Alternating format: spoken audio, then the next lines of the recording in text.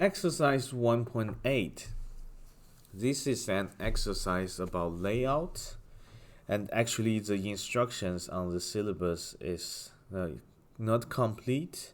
So apologies for that. I think we should update that, but it's not correct in the version of April 2020.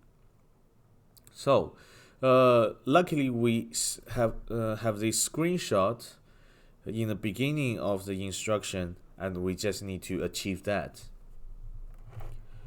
To achieve the same result as the screenshot, first we need to get rid of the column A and C. We can just right click and delete. Then move the A2 to B2 to D1 and E1. So we just need to select them, wait for the mouse cursor to change to this, then that means we can move it around. We move it to D1 to E1, double click to show the full cell, and we delete the 2 empty rows,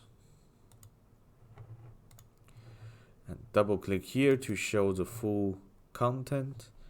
And some adjustment we need to make. For example, this one need to be bold.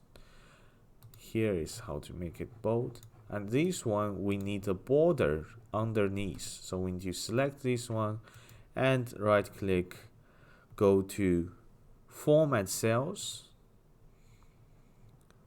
choose the border. We want a thick border, so this one will do, and put the border underneath. Click OK.